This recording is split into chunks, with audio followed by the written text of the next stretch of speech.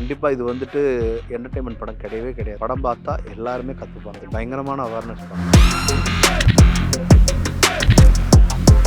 Lyca productions Subaskaran வழங்கும் அனுபமா பரமேஸ்வரன் நடிப்பில் lockdown December 5 முதல் உலகமெங்கும். ஹீரோயின் ஓரியன்ட் படனால ஒவ்வொரு சீனும் ஆர்ஆர் பண்ணும்போது அவ்வளோ விஷயங்கள் வந்து நாங்கள் நுண்ணிப்பாக கவனிச்சிருக்கேன். அவங்களுடைய பெர்ஃபார்மன்ஸ் வந்து எக்ஸ்ட்ரானரி பெர்ஃபார்மன்ஸ். லாக்டவுன் அவங்களுக்கு இன்னும் ஒரு பயங்கரமான மைலேஜ் கொடுக்கும். நீர்ப்பறவையில் அதை ட்ரை பண்ணியிருக்கேன். பரபர சாங் பார்த்தீங்கன்னா அதுவே ஒரு எக்ஸ்பெரிமெண்டல் தான். எல்லா படத்துலையுமே ஒரு எக்ஸ்பெரிமெண்டல் கண்டிப்பாக ட்ரை பண்ணிட்டு தான் இருக்கேன். சில பாடல்கள் வந்து மக்கள்கிட்ட பெருசாக போய் ரீச் ஆகிடுது, சில பாடல்கள் சேராது.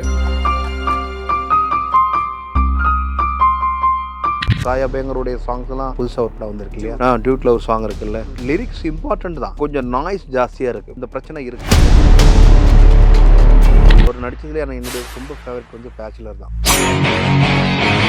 அவர் வந்து சின்ன நெகட்டிவ் ஷாட்டாக இருந்தால் கூட பர்ஃபார்மன்ஸாக வேற லெவலில் பண்ணியிருப்பார். சீனு சார் வந்து என்ன சொல்கிறது, என்ன இந்த தமிழ் சினிமாவுக்கு அறிமுகப்படுத்தினார். அவரை இந்த ஜென்மத்து முழுவதும் நான் வந்து நன்றி சொன்னால், எனக்கும் விஜய் சேதுபதிக்கும் அவர் தான் குரு. என்னுடைய ட்ராக்ஸ் எல்லாம் கேட்டால் கூட உங்களுக்கு அந்த நம்பிக்கை வரணும்ல. ஒரு 2 கோடி ரூபா 3 கோடி ரூபா போட்டு அப்போ ஒரு சின்ன படம் எடுக்கிறாங்க, இவன் பண்ணுவானா மியூசிக் அப்படின்னு ஒரு நம்பிக்கை வரணும்ல. முதல் படமே வந்து படம் பார்த்து பாட்டு போடுற அளவுக்கு நமக்கு என்ன எக்ஸ்பீரியன்ஸ் வந்து ராஜா சார் பண்ணது. எனக்கு அந்த எக்ஸ்பீரியன்ஸ் எதனால இருக்குன்னா, ஜிவியோட அந்த 45 படம் நான் வேலை செஞ்சதுனால தான். முதல் பாட்டு அந்த ஏடி காலேஜ் தான் கம்போஸ் பண்ணி அவர்கிட்ட போய் பாடி காமிச்சேன்.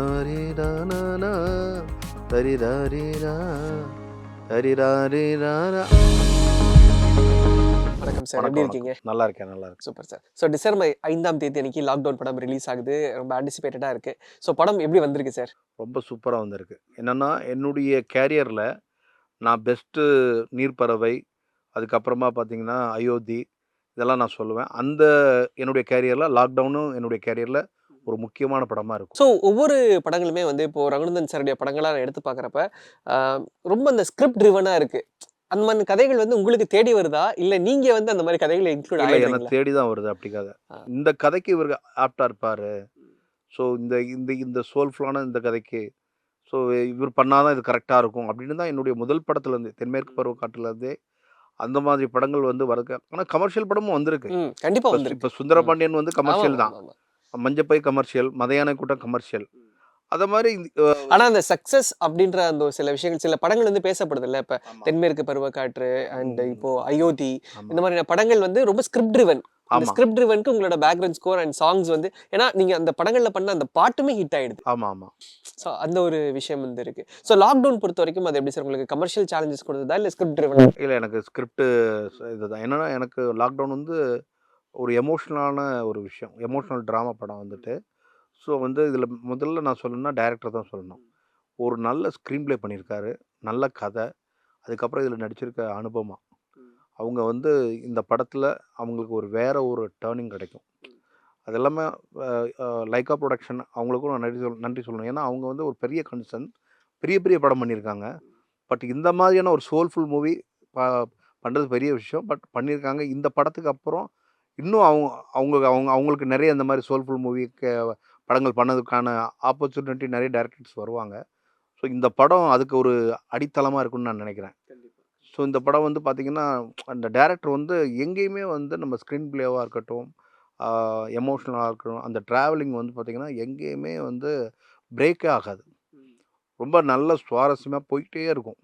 ஸோ இதில் பேக்ரவுண்ட் ஸ்கோரும் அவ்வளோ ஒரு என்ன சொல்கிறது, எமோஷ்னலாக நிறைய விஷயங்கள் அதில் வந்து வந்திருக்கு. ரொம்ப நல்லா வந்திருக்கு சார். ஒரு சீன் அது செஞ்சிச்சு எமோஷனல் ஃபிலிம் அப்படின்னாலே, அந்த சீனை வந்து எலிவேட் பண்ணுறது அப்படிங்கிறது பேக்ரவுண்ட் ஸ்கோர்.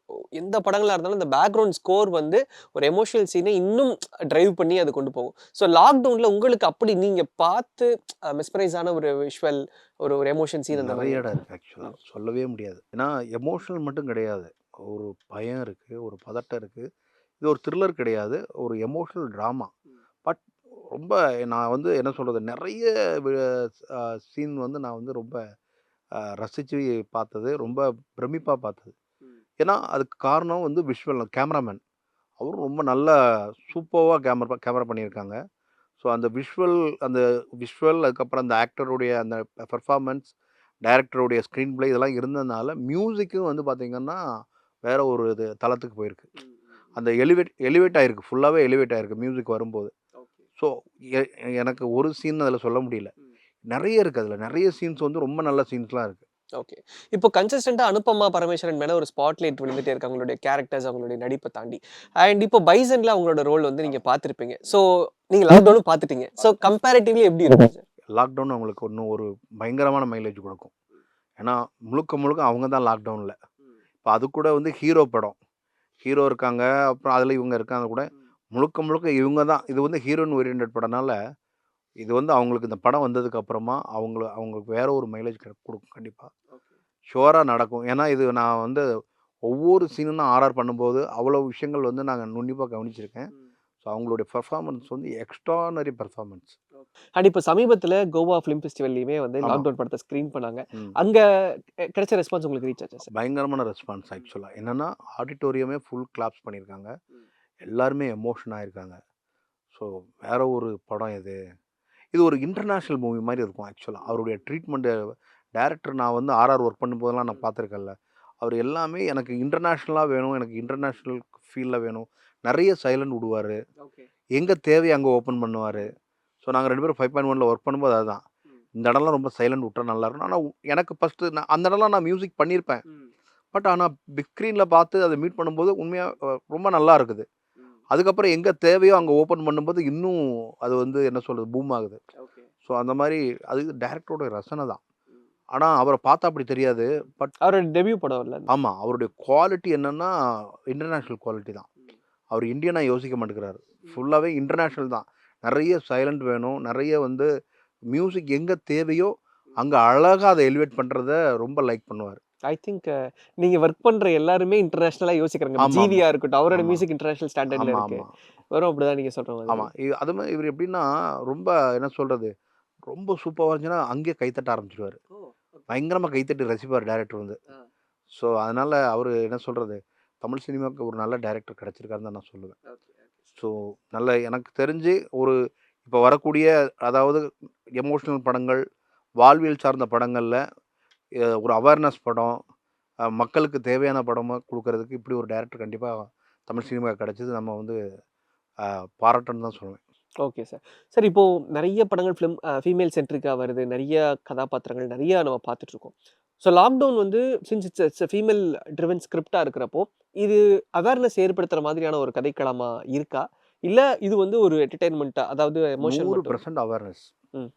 இந்த படம் பார்த்தா எல்லாருமே கத்துப்பாங்க. இது பயங்கரமான அவேர்னஸ் படம். ஸோ கண்டிப்பா இது வந்துட்டு என்டர்டெயின்மென்ட் படம் கிடையவே கிடையாது. இது எல்லாருடைய வீட்லயும் இருக்கக்கூடிய ஒரு புக்குன்னு சொல்லுவாங்கல்ல, அந்த மாரியான ஒரு படம் இது. ஸோ இந்த படத்த யாருமே மிஸ் பண்ண மாட்டாங்க. கண்டிப்பா அந்த படம் பார்த்ததுக்கு அப்புறம் அவங்க வாழ்க்கைய அவங்க கரெக்ட்டா எல்லா விஷயத்திலயும் மாத்திப்பாங்க. அந்த மாதிரியான ஒரு படம் தான் இது. அவேர்னஸ் படம் தான் இது. ஸோ ஒரு கட்டத்தில அயோத்தி நீங்க நீங்க வொர்க் பண்ணியிருந்தீங்க. ஆமா. அயோத்தி ரிலீஸ் ஆன டைம்ல வந்து பெருசா பஸ் இல்ல. பிகாஸ் சசிகுமார் அப்படிங்கிறவர் மட்டும் தான் அதில வந்து ஒரு பரிச்சயமான ஒரு முகம். அதுக்கப்புறம் யாருமே பரிச்சயம் இல்லாத. பட் அந்த படம் ரிலீஸ் ஆனதுக்கு அப்புறம் அந்த படம் ஏற்படுத்தின ஒரு விஷயம் வந்து மந்திரமூர்த்திக்கு ஒரு பெரிய விஷயத்த வந்து ஓப்பன் பண்ணி குடுத்துச்சு. ஆ இந்த படமும் வந்து இப்ப சைலன்ட்டா இருக்கு. இன்னும் மக்கள் மத்தியில ஆக்சுவலி ஸ்பீக்கிங் அந்த ஒரு பஸ் இல்ல அப்படின்னாலும், இந்த படம் அந்த படத்துக்கு நிகரான ஒரு பஸ் ஏற்படுத்துமா? கன்ஃபார்மா பண்ணும், பண்ணும், பண்ணும். அந்த அந்த அதுக்கு ஈக்குவலான ஒரு இதுதான்.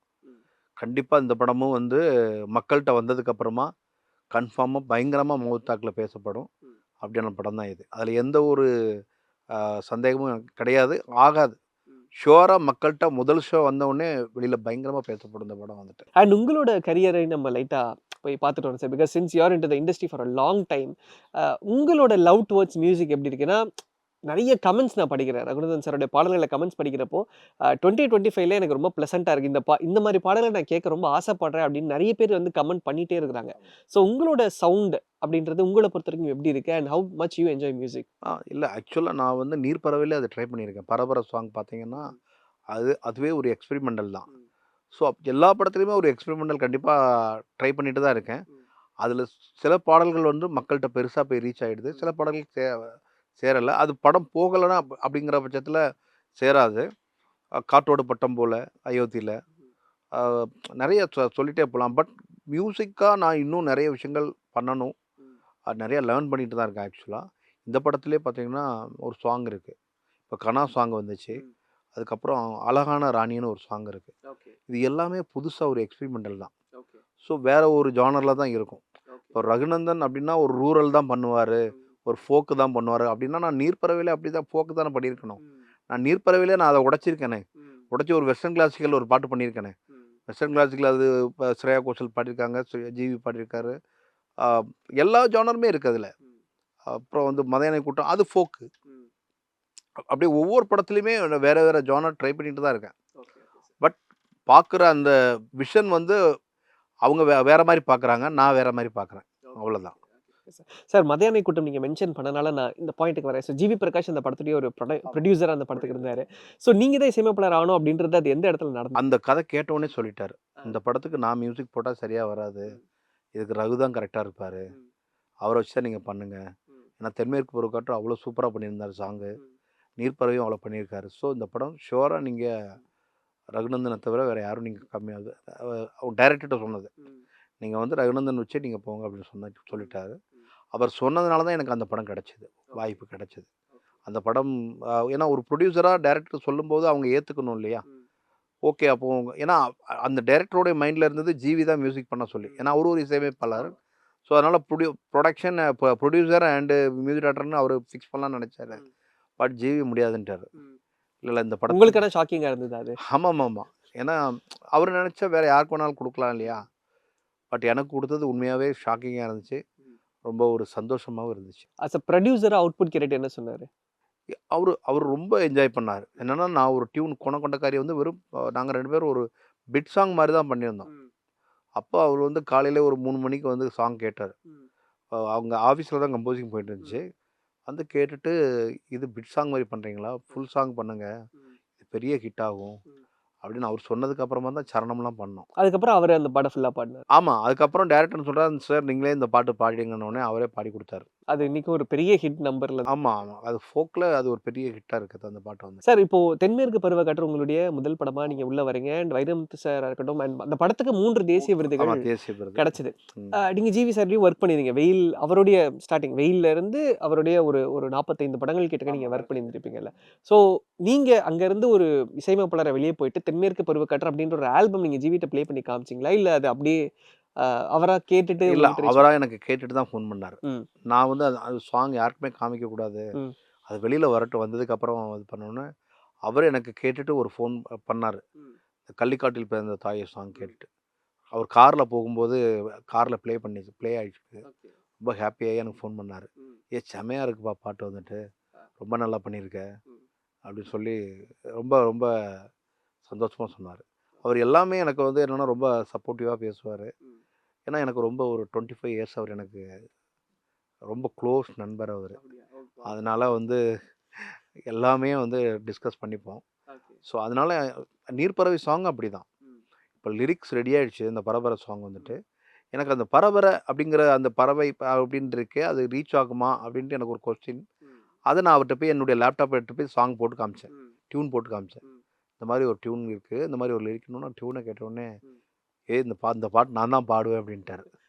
"இந்த பாட்டு நீ யாருக்குமே குடுக்கக்கூடாது. நான் தான் பாடுவேன். இது லிரிக்ஸ் சூப்பரா இருக்கு.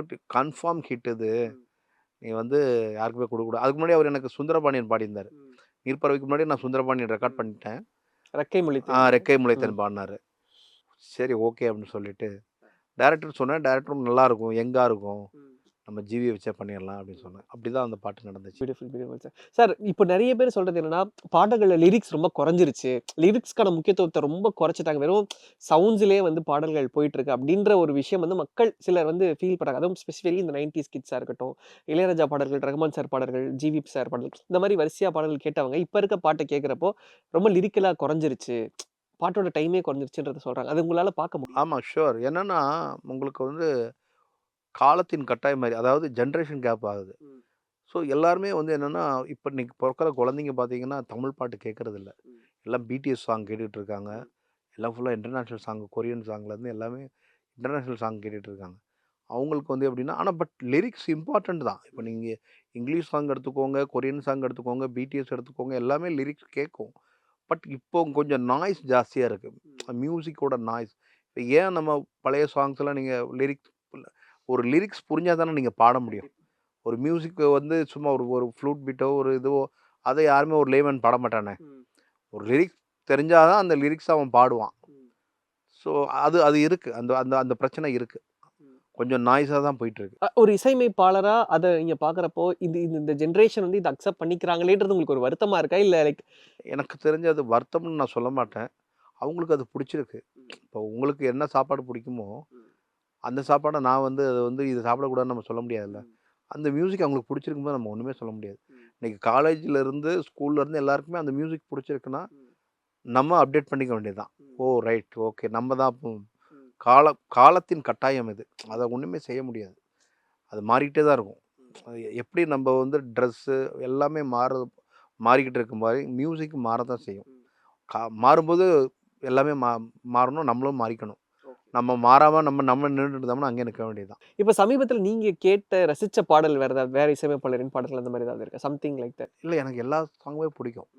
எனக்கு என்ன பொறுத்தவரைக்கும் நான் இவரு நல்லா பண்ணியிருக்காரு, இல்ல இவரு அப்படி நல்லா கேட்கல. பண்ணல. ஏதாவது ஒரு பாட்டு என்ன ரொம்ப இந்த பாட்டு கொஞ்சம் இப்ப கேட்டப்ப இல்ல ரொம்ப இம்ப்ரெஸ் எனக்கு இருந்தது. இப்போ சாயோடைய பாட்டுலாம் பிடிச்சிருக்கு. சாய் அபயங்கருடைய சாங்ஸ்லாம் அவருடைய ஆல்பம் போட்டிருந்தார் இல்லையா? அந்த ஆசை கூட.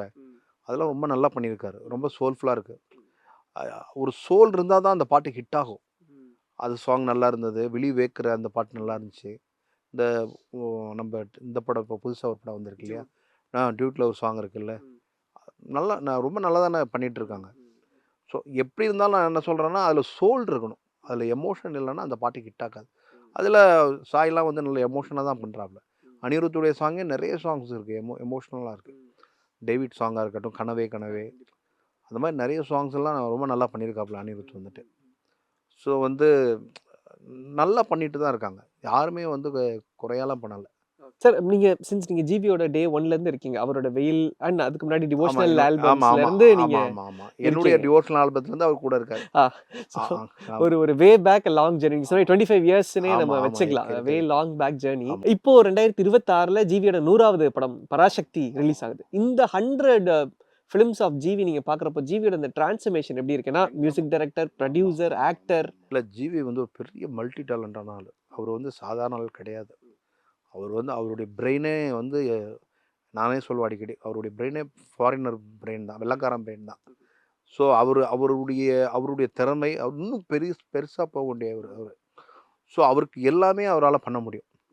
அவரு அவரு அதுக்கு தகுதியான எல்லாம் கூட இருந்து பார்த்துருக்கேன். நான் வந்து டிவோஷனல் ஆல்பம்லாம் பண்ணிட்டு இருக்கும்போதே, எனக்கு வந்து ஒரு ஆர்கஸ்ட்ரேஷனோ அல்லது வந்து அ ஒரு என்ன சொல்றது? ஒரு டெக்னிக்கலான விஷயங்களோ, அதெல்லாம் எனக்கு அவ்வளோ தெரியாது. அவர்ட்ட போனதுக்கு அப்புறமா தான் அதெல்லாம் நான் தெரிஞ்சுக்கிட்டேன். ஸோ நெறைய விஷயங்கள் அவர்ட்ட போனதுக்கப்புறம் தான் கத்துக்கிட்டேன். ஸோ ரொம்ப பிரமிப்பா இருக்கு ஆக்சுவலா. என்னன்னா பாருங்க, மியூசிக் பண்ணிட்டு தான் நான் அப்ப சொன்னேன். நாங்க வாப்பா, போப்பான்ற மாரி தான் பேசிப்போம். கன்ஃபார்மா நீ நடிப்பப்பா அப்படின்னு நான் சொன்னேன் நான் அவர்ட்ட. அவர் நடிகர் ஆயிட்டாரு. என்ன சொன்னாரு? நடிப்பேன்னு இல்ல சொன்னதுக்கு அப்போ அவருக்கு வந்து பெருசா இன்ட்ரெஸ்ட் இல்ல. ம், ஆனா அவருக்கு ஆக்சுவலா டான்ஸ் அதெல்லாம் நல்ல விருப்பம். ம், ம். எனக்கு பாருங்க. தெரிஞ்சு தலைவால தான் அவர் ஃபர்ஸ்ட் அந்த ஒரு ஸ்கிரீன் பிரசன்ஸ் ஆமா. குடுத்திருப்பாருன்னு அப்பல்லாம் நெனைக்கிறேன். கூட கொஞ்சம் பயந்து பயந்து தான் பண்ணாரு. ஆ.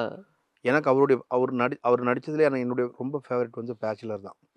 பேச்சுலர்ல பார்த்தீங்கன்னா, ரொம்ப பிரமாதமா பண்ணியிருப்பாரு. அவர் வந்து அது ஒரு சின்ன நெகட்டிவ் ஷேடா இருந்தா கூட, பெர்ஃபார்மன்ஸா வேற லெவல்ல பண்ணியிருப்பாரு.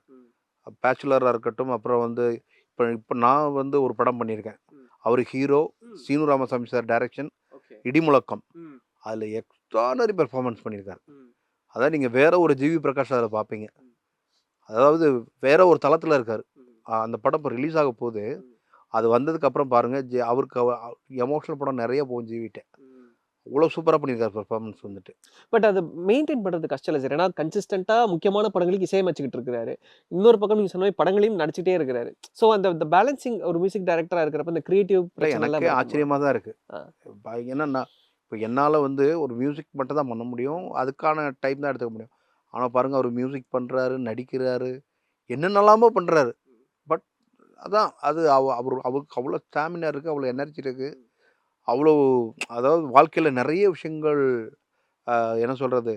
கத்துக்கிட்டே இருக்கணும். நெறைய விஷயங்கள் நம்ம வேற மாரி டிஃபரெண்ட்டா பண்ணணுன்ட்டு அதுக்கு உழைச்சிட்டே இருக்காரு. சார் என்னைக்காவது உங்க 2 பேரோட கம்போசிங் டைம்ல ரகுமான் சார் வந்ததுண்டா? இல்ல நீங்க அவரோட மீட் பண்ணதுக்கான இல்ல நான் இவரு வந்து ரஹ்மான்ட்ட ஒர்க் பண்ணாரு அப்போ. அப்ப நான் போயிருக்கேன் அவரோட. ஆமா. கம்போசிங் டைம்ல ரஹ்மான் சார் வந்ததில்ல. ஏன்னா நாங்க வேற ஸ்டுடியோல ஜிவியோட ஸ்டுடியோ அங்க தான் நடக்கும்.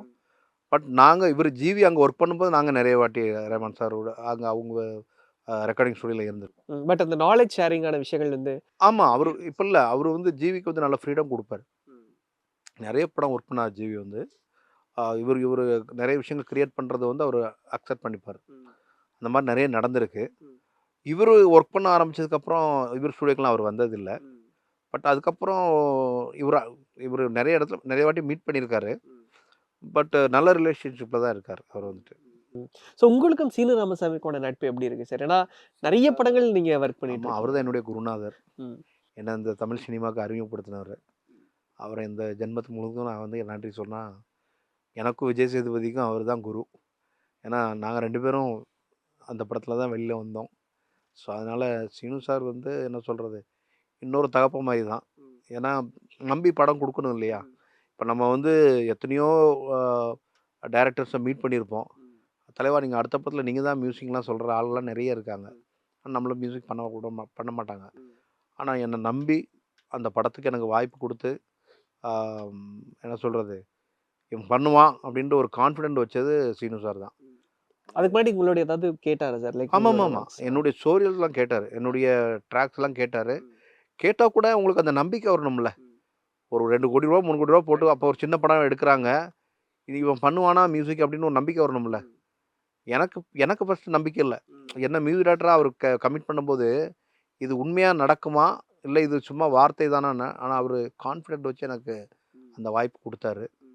ஸோ அந்த அந்த வாய்ப்புனால தான் எனக்கு இன்றைக்கி வாழ்க்கை இவ்வளோ தூரம் வந்திருக்கு. ஃபர்ஸ்ட் எப்படி சார் அவர் ரியாக்ட் பண்ணாரு? உங்களோட பாடல்கள் நீங்க ட்ராக் முடிச்சிருப்பீங்க. எல்லாமே இல்லை, முடிச்சதுக்கு நான் அப்புறம் முதல் கம்போஸ் பண்ணது ஏடி கள்ளச்சி தான். ம். என்ன விஷயம்னா ஃபஸ்ட்டு படம் எடுத்துகிட்டு வந்துட்டாரு. எதுவுமே கிடையாது.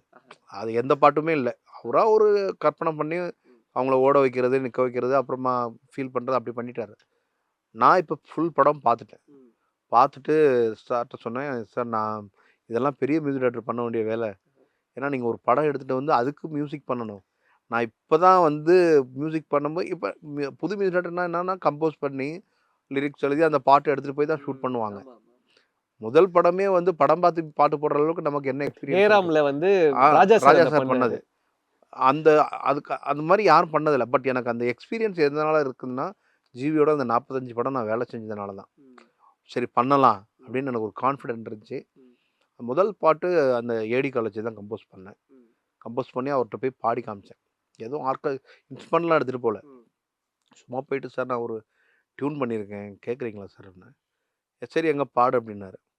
அந்த ஏடி காலேஜ் டியூன் பாடினேன். தரிரானா தரிராரிரா தரிராரிராரா கேட்ட உடனே டியூன் இன்னொரு வாட்டி பாடு அப்படின்னாரு. லாக்கி அந்த டியூன் வந்து நல்லாயிருக்கு, இது டூயட் யூஸ் பண்ணிக்கலாம் அப்படின்னாரு. இப்படி தான் ஒவ்வொரு சாங்குமே ரெடி ஆயிடுச்சு.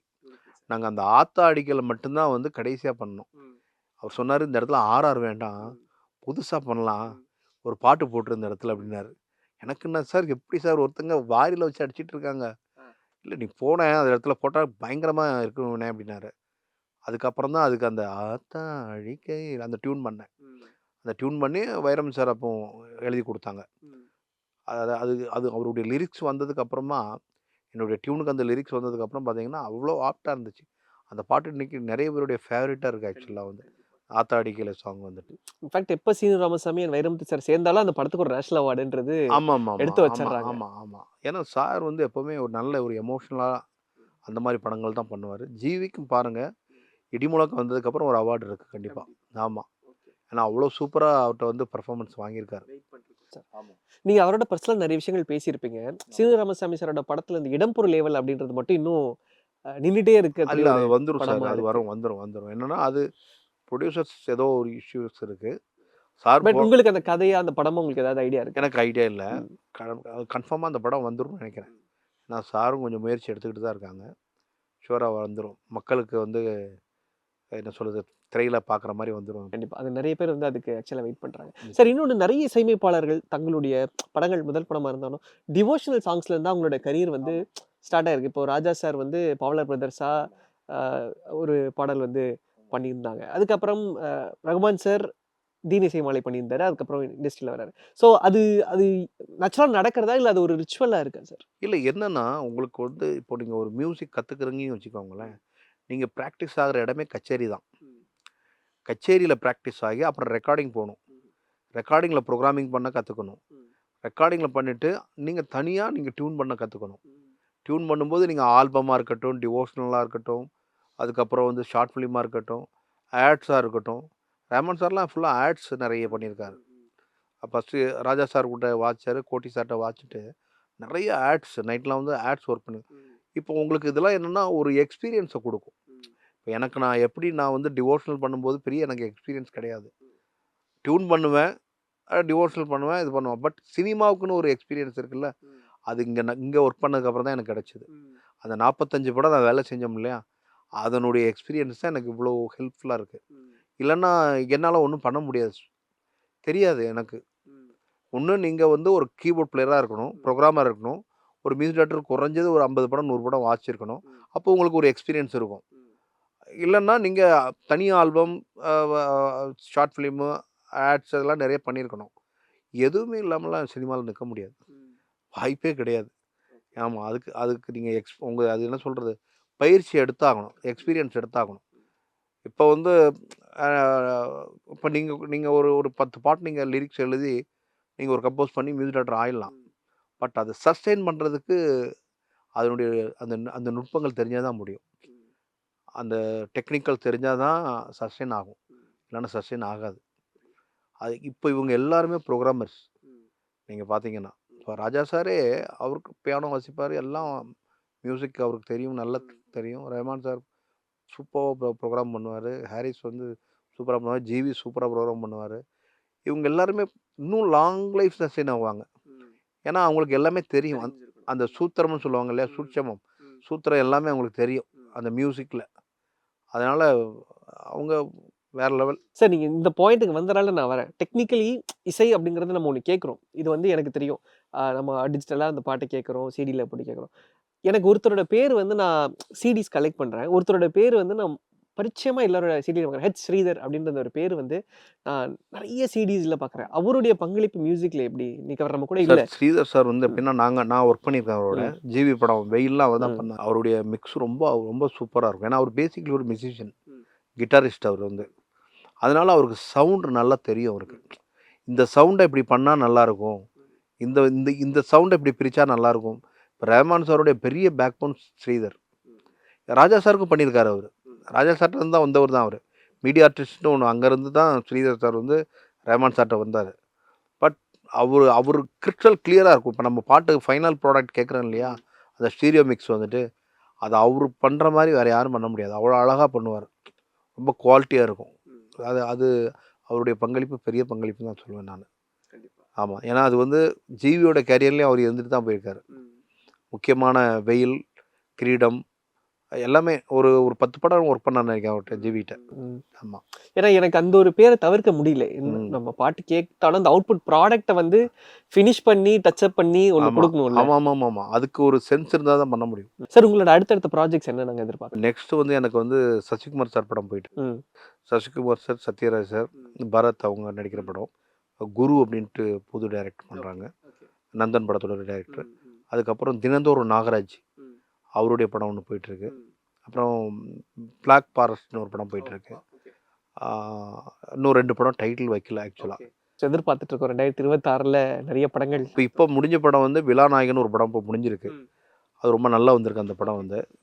அண்ட் வந்து ஆலமர கன்னியம்மன் யோகி பாபு வச்சு ஒரு படம் முடிச்சிருக்கோம். ஓகே, அதுவும் நல்லா வந்திருக்கு, ரொம்ப நல்லா வந்திருக்கு. Super sir. ஸோ தொடர்ந்து நாங்கள் காத்துட்ருக்கோம். அண்ட் இப்போ லாக்டவுன் டிசம்பர் 5ஆம் தேதி ரிலீஸ் ஆகுது. நீங்கள் சொன்ன மாதிரி மக்கள் மத்தியில் அது ஒரு பெரிய இம்பாக்டை ஏற்படுத்தும் நாங்கள் நம்புகிறோம். ஏன்னா எப்படி அயோத்தி ஒன்று பண்ணிச்சோ நிச்சயமாக மாதிரி இது ஒன்று பண்ணணும். மக்களும் அந்த மாதிரி கதைகள் எதிர்பார்க்குறாங்க. Thank you so much sir. Thank you. Lyca productions Subaskaran வழங்கும் அனுபாமா பரமேஸ்வரன் நடிப்பில் லாக்டவுன் டிசம்பர் 5 முதல் உலகமெங்கும்.